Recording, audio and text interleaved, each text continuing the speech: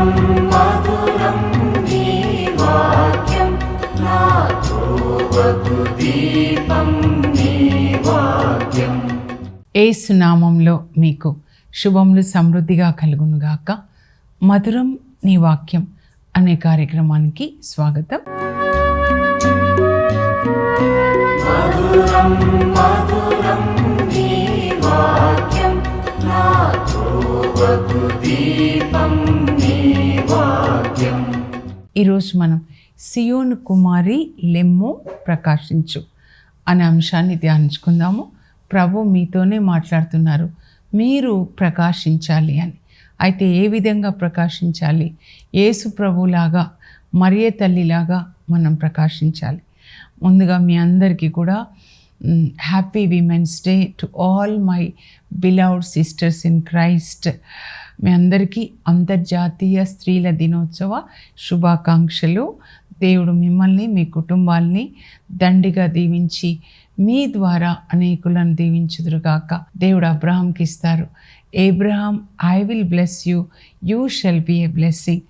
నేను నిన్ను ఆశీర్వదించి నీ ద్వారా అనేకులను ఆశీర్వదిస్తాను. దేవుడు మనల్ని ఎందుకు ఆశీర్వదిస్తారంటే మనం అనేకులకు ఆశీర్వాదకరంగా ఉండడం. అసలైన ఆశీర్వాదము to be a blessing to others. దేవుడు నన్ను ఆశీర్వదించారు 97లో, ఈ వాక్యం అనే ఐశ్వర్యాన్ని ఇచ్చారు. అప్పుడు ఈ వాక్యాన్ని నేను మీతో పంచుకుంటున్నాను. మీరు కూడా ఆశీర్వదించబడుతున్నారు కదా. ఒక్క మాటలో చెప్పాలంటే యేసు ప్రభు అంటే అందరికీ ఇష్టం. ఎందుకంటే అందరికీ ఆయన మేలు చేశాడమ్మా. అపోస్తల కార్యాలు 10:38లో యేసు పరిశుద్ధాత్మని పొంది, అంటే దేవుడు యేసు ప్రభుని పరిశుద్ధాత్మతో అభిషేకించి అప్పుడు ఆయన అంతటా తిరుగుచు అందరికీ మేలు చేశాడనమాట. ఒక ప్రేమ నదిలాగా యేసు ప్రభు ఎక్కడికి వెళ్ళినా కూడా అక్కడ వాళ్ళని ఆశీర్వదిస్తున్నాడు. పేతురు అత్తమ్మకి జ్వరం వచ్చినప్పుడు ఆమెను తాకగానే స్వస్థత. లాజరు మరణించినప్పుడు లాజరు వెలుపలికి రమ్ము అనగానే ఆయన బ్రతికాడు.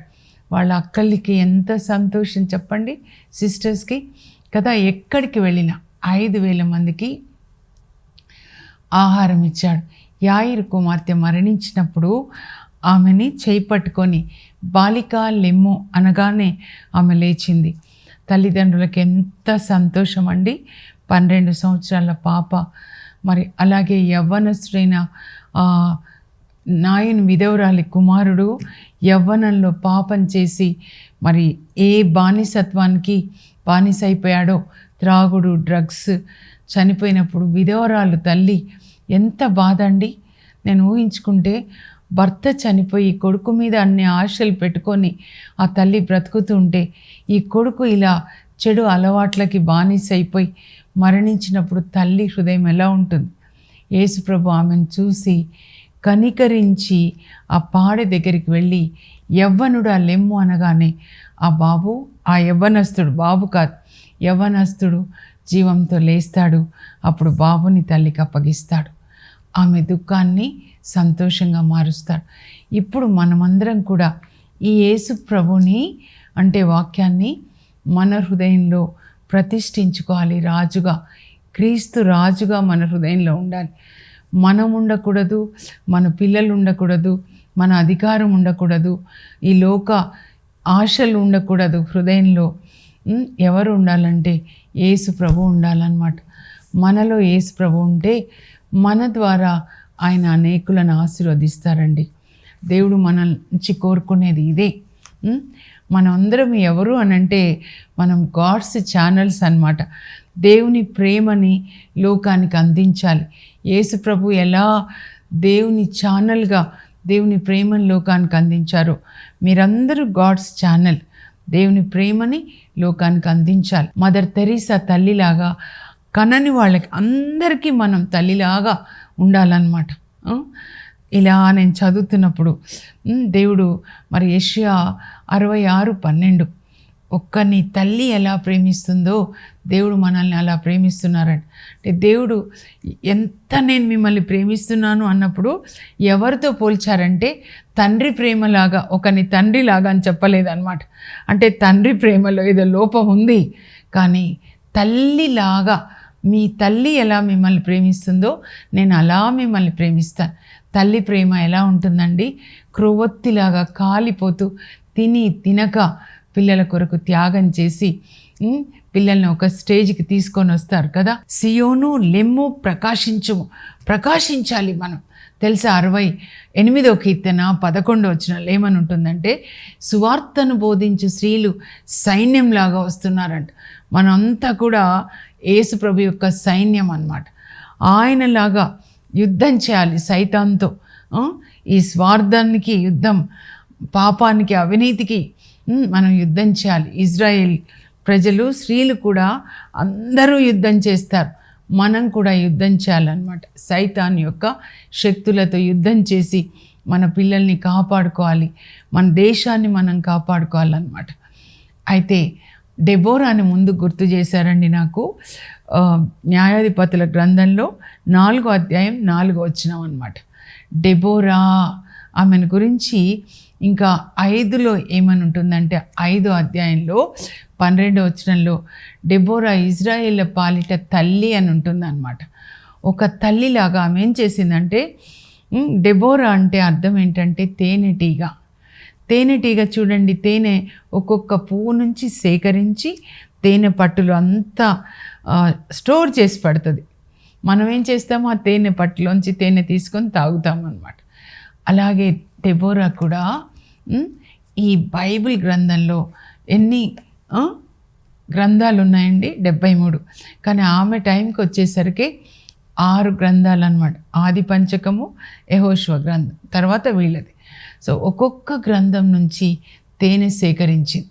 మోషే ధర్మశాస్త్రాన్ని సేకరించింది.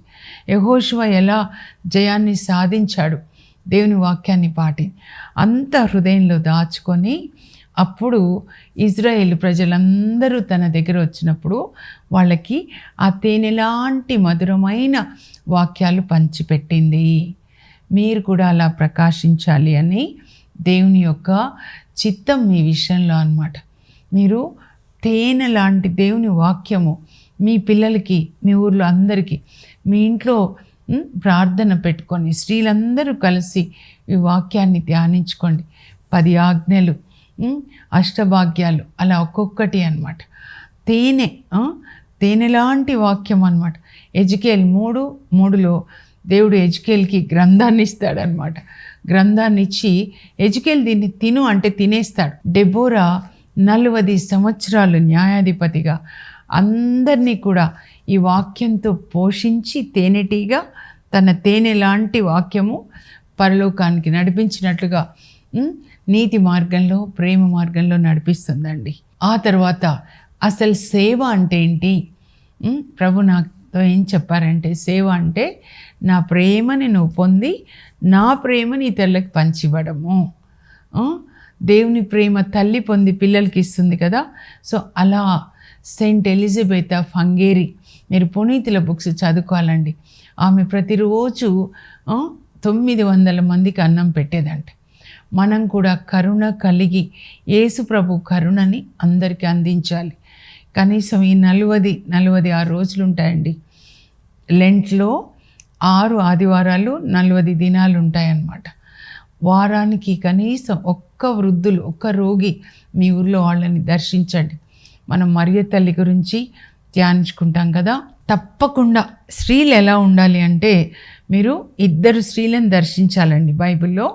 మరియ తల్లి, ఎలిజబెత్ అమ్మ. లూకా సువార్త ఈ సంవత్సరం సంవత్సరం అంటే లూకా సువార్తని ధ్యానించుకొని పాటించాలి. ఆ లూకా సువార్త 2 పరిశుద్ధ కుటుంబాలతో ప్రారంభమవుతుంది. ఒకటి జకరియా ఎలిజబెత్ అమ్మలు, ఇంకొకటి పరిశుద్ధ కుటుంబం మరియ తల్లి, జోజప్ప గారు. ఈ కుటుంబంలో నుంచి బాప్తిస్మ యోహాను వస్తాడు. ఈ కుటుంబంలోంచి లోకరక్షకుడు. దేవుడు తన కుమారుని లోకానికి పంపించాలంటే ఆయన ఒక స్త్రీ ద్వారా పుట్టాడండి. ఇప్పుడు ఆ స్త్రీ ఎవరంటే మనమే. మరియ తల్లి పిల్లలు ఎప్పుడవుతామంటే ఆ తల్లిలాగా దేవుని యొక్క వాక్యాన్ని వినాలి. లూకా సువార్త 1:28లో పరలోకం నుంచి దేవుడు మరియ తల్లికి వాక్యాన్ని, శుభ వర్తమానాన్ని పంపిస్తాడు. అనుగ్రహ పరిపూర్ణురాలా, నీకు శుభం, most highly favoured by God, greetings to you. అందరికంటే ఎక్కువ దేవుని కృప పొందారనమాట. ఏంటి ఆ కృప అంటే దేవుని యొక్క సందేశాన్ని పొందడం, దేవుని యొక్క వాక్యాన్ని మనం పొందడమే అసలైన ఆశీర్వాదం అన్నమాట. నువ్వు గర్భం ధరించి కుమారుని కంటావు, ఆయనకి యేసు అని పేరు పెట్టాలి.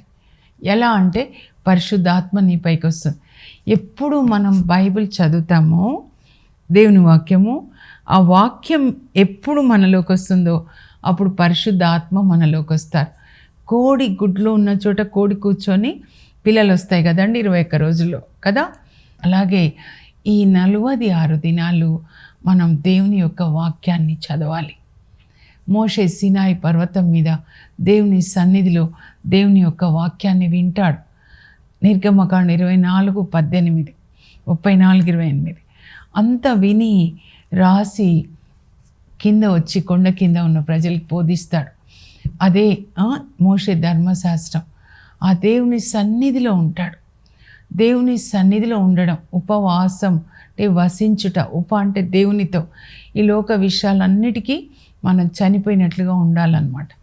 అలా మనం ఉండాలి. మరియ తల్లి దేవుని వాక్యాన్ని పొందారు, పరిశుద్ధాత్మని పొందారు. అప్పుడు నేను ప్రభు దాసురాలను, నీ మాట చొప్పున నాకు జరుగునుగాక. అవసరమైనవి 3 ఒకటి దేవుని వాక్యాన్ని వినాలి లేదా చదవాలి, తర్వాత పరిశుద్ధాత్మని పొందాలి, తర్వాత దేవుని చిత్తానికి మనల్ని సమర్పించుకోవాలి. మరియ తల్లిని మనం ఏం చేయాలంటే అనుసరించాలి. ఎలా ఆమె దేవుని చిత్తానికి తనని సమర్పించుకొని లోకానికి యేసుప్రభుని అందించారో మనం కూడా అలా. తల్లి గర్భం ధరించారు. అప్పుడు ఏం జరుగుతుంది చెప్పండి? పెరుగుతూ ఉంది గర్భంలో, యేసుప్రభు పెరుగుతున్నాడు. మనం కూడా యేసుప్రభుని గర్భం ధరించే కాలం ఇది అన్నమాట. యేసుప్రభు అంటే దేవుని యొక్క వాక్యం, దేవుని నోట్లోంచి వచ్చిన వాక్యం గర్భం ధరించాలి. మన హృదయంలో, మనస్సులో గర్భం ధరించాలి. ఆ గర్భం నెల నెల పెద్దగా అయిపోయి ఈస్టర్కి మనం కూడా యేసుప్రభుని కనాలన్నమాట. అలా లోకానికి యేసుప్రభుని అందించాలి.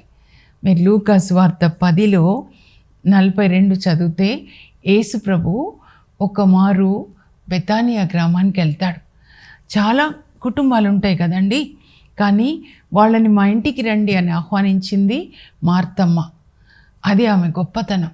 ఎదురు వెళ్ళి మా ఇంటికి రండి ప్రభా, ఇంటిలోనికి ఆహ్వానించారు, హృదయంలోనికి ఆహ్వానించారు.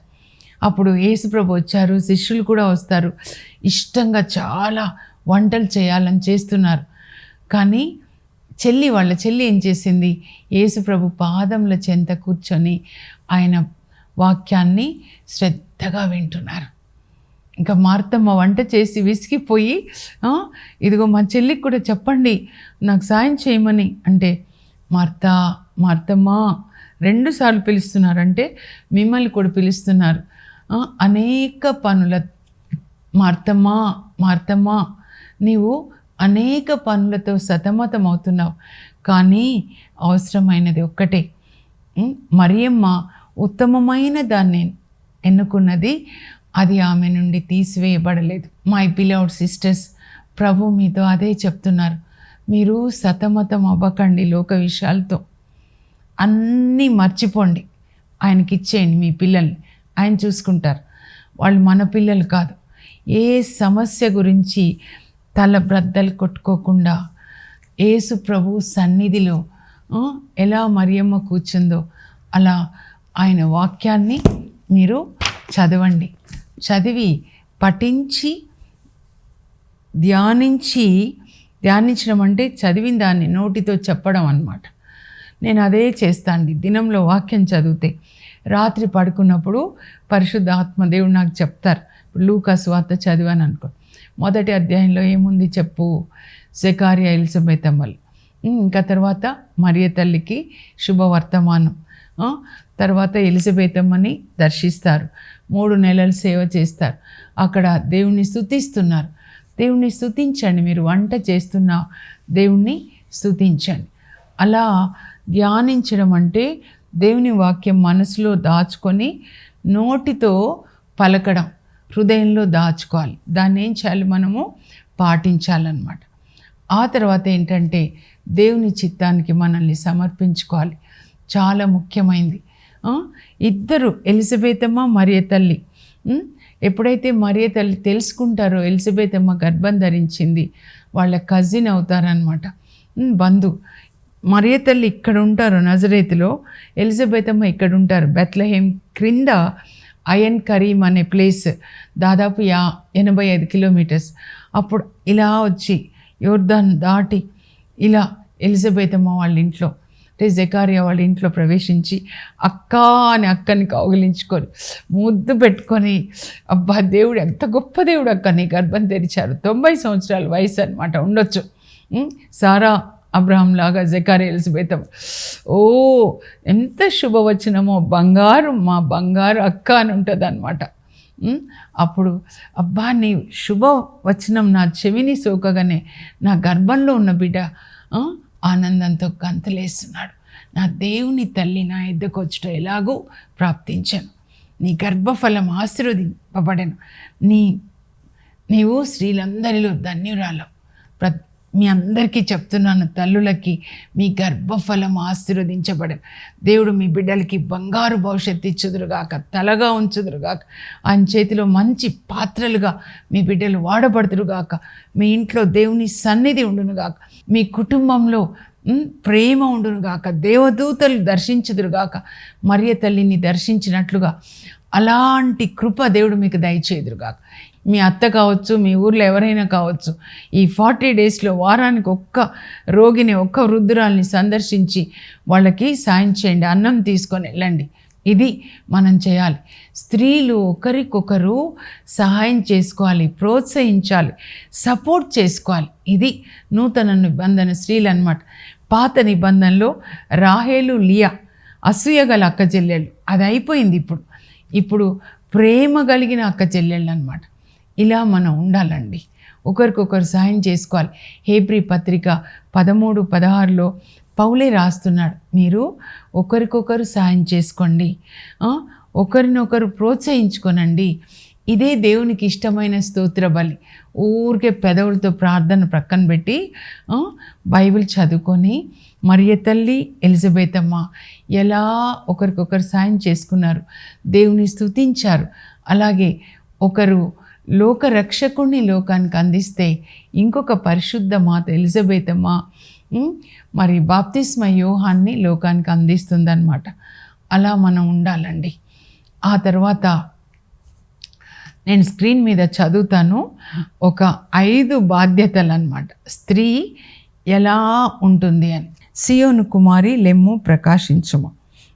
ఒక స్త్రీ అమృతాన్ని పంచుతుంది, అమ్మగా అభిమానాన్ని పంచుతుంది, చెల్లిగా ఆప్యాయతను పంచుతుంది, అక్కగా అనురాగాన్ని పంచుతుంది, భార్యగా ఆనందాన్ని పంచుతుంది, కూతురిలా దేవుని ప్రేమను పంచుతుంది లోకానికి. ఒక తల్లిగా మీరు అలాంటి తల్లిగా, అలాంటి అక్కగా, చెల్లిగా, భార్యగా, అమ్మగా ఉండాలని నేను మిమ్మల్ని ఈరోజు ఆశీర్వదిస్తున్నాను. దేవుడు మిమ్మల్ని ఆశీర్వదించుదురుగాక. ఒక చెల్లి అన్నప్పుడు బైబిల్ గ్రంథంలో ఒక బంగారు చెల్లి ఉంటుందండి. 2వ దినచర్యల్లో 22వ అధ్యాయంలో 11వ వచనం అన్నమాట. యెహోషబా, తప్పకుండా మీరు తెలుసుకోవాలి ఆ చెల్లి గురించి. వాళ్ళ మారు తల్లి ఉండొచ్చు అతాల్య, భయంకరమైన స్త్రీ.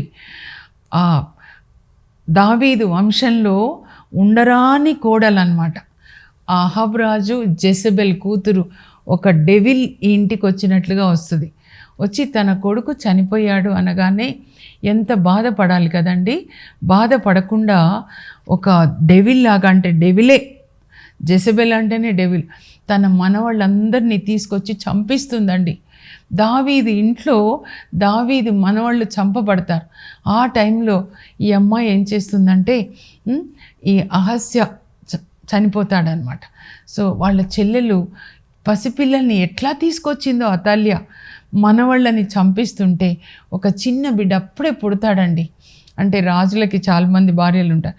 పసిబిడ్డని తను గబా దాచుకొని నానమ్మకి తను గబగబా దాచుకొని ఆ తల్లికి తెలియకుండా తన భర్త యాజకుడు అనమాట దేవాలయంలో దాస్తుందండి. 7 సంవత్సరాలు దాచి తర్వాత తన భర్త యెహోయాదా యాజకుని సహాయంతో ఆ పసిబిడ్డని జోవాష్ రాజుగా ప్రకటిస్తారు. లేకపోతే దావీదు వంశంలో ఒక చిన్న పసికందు కూడా లేకుండా అయిపోయేది. కానీ ఈ చెల్లెలు నిలబడుతుంది, అయ్యో అన్నయ్య చనిపోతే అమ్మ ఇలా చేస్తుంది అని చెప్పి వాళ్ళ అన్నయ్య బాబుని కాపాడుతుందండి. మీరు మీ పుట్టింటికి అన్నయ్యలకి చెల్లెళ్ళకి ఒక బ్లెస్సింగ్గా ఉండండి. అందుకే రాఖీ బంధన్ కడతాం కదా, ఆ బంధం మంచిగా ఉండాలన్నమాట, బ్లెస్సింగ్గా ఉండాలి. తల్లిగా మీరు బ్లెస్సింగ్గా ఉండాలి. మరియ తల్లి లోకానికి యేసుప్రభుని అందించింది. ఎంత ప్రేమో నేను అనుకుంటా, నేను పరలోకానికి వెళ్తే అమ్మ యేసుప్రభు గురించి చెప్పరా, 30 సంవత్సరాలు ఎలా ఉన్నాడో చెప్పబడలేదు, విధేయించాడు కానీ ఎలా ఉన్నాడు, నాకు రోజు బావి నుంచి నీళ్ళు తీసుకొస్తాడు. మరి వాళ్ళ నాన్నగారు వడ్రంగి పని చేస్తుంటే, నాన్న నువ్వు కూర్చో, నీకు చెమట వచ్చిందని ఆయనే చేసేవాడమ్మా. ఎన్ని మధుర జ్ఞాపకాలు ఎన్ని ఉంటాయో కదా. అలా మరి అలాంటి పిల్లలుగా మీరు ఉండాలన్నమాట. పిల్లలుగా అన్నప్పుడు ఎస్తేరు జ్ఞాపకం వచ్చిందండి నాకు. ఎస్తేరు చిన్నగా ఉన్నప్పుడు అమ్మ నాన్న చనిపోతారు. అప్పుడు వాళ్ళ పెదనాన్న కొడుకు మొర్దెకై ఆ అమ్మాయిని పెంచుకుంటాడు. 100 సంవత్సరాల తేడా ఉంటుందండి వాళ్ళకి. సొంత అంటే పెదనాన్న కొడుకే కానీ అమ్మాయి పసిపిల్ల. అప్పుడు ఆ రాజు, పారసిక రాజు దగ్గర ఈయన వాచ్మెన్గా ఉంటాడు మొర్దెకై. ఆ రాజు పెళ్లి చేసుకోవాలన్నప్పుడు అందమైన కన్నెపిల్లల్ని తీసుకొని వస్తే అంతఃపురానికి అందరిలోకి ఎస్తేర్ నచ్చుతుందండి. ఎస్తేర్ని పెళ్లి చేసుకుంటాడు. 127 దేశాలని పరిపాలిస్తున్నాడు. ఇండియా కూడా ఉంటుంది, మన భారతదేశం పేరు అందులో ఉంటుంది ఎస్తేర్ గ్రంథంలో. 127 దేశాలకి ఆమె రానైన తర్వాత ఎందుకు ఈ అనాథ పిల్లని రాణిగా దేవుడు చేస్తారు. అప్పుడు హమాన్ అనే ఆ మహామంత్రి యూదులను చంపాలని ఆజ్ఞ జారీ చేస్తాడు. అప్పుడు ఈ అమ్మాయి 3 రోజులు ఉపవాస ప్రార్థన చేసి, మొర్దెకై సపోర్ట్, యూదుల సపోర్ట్ ఉంటుంది, వాళ్ళు ప్రార్థన చేస్తారు. రాజు దగ్గర వెళ్ళి మాట్లాడి ప్రపంచంలో ఉన్న యూదులని కాపాడుతుందండి.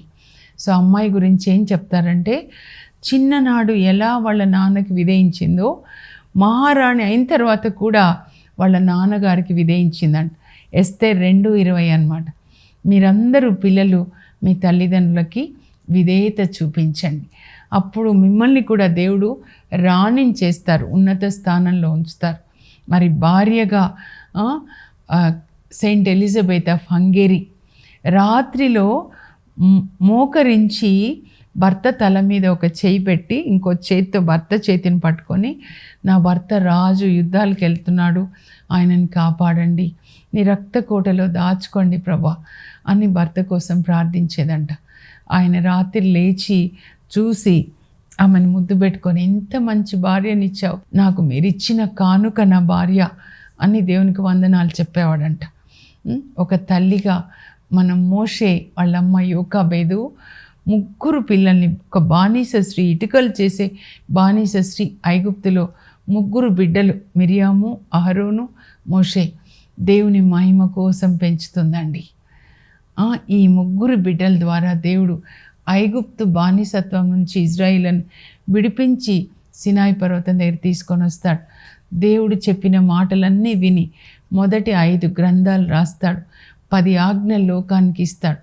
మీరు ఏ దేశ చట్టమైనా ఈ మోషే ధర్మశాస్త్రంలోంచే ఉంటుందన్నమాట. అలా మీ పిల్లల్ని దేవుని మహిమ కోసం పెంచండి. ఒక దైవభీతి కలిగినటువంటి తల్లిగా దేవుని వాక్యంలో పిల్లల్ని పెంచండి. ప్రేమ కలిగిన భార్యగా భర్తని దేవుని మార్గంలో నడిపించండి. ఒక కూతురుగా తల్లిదండ్రులకి విధేయత చూపించి వాళ్ళ హృదయానికి ప్రేమని కలిగించండి.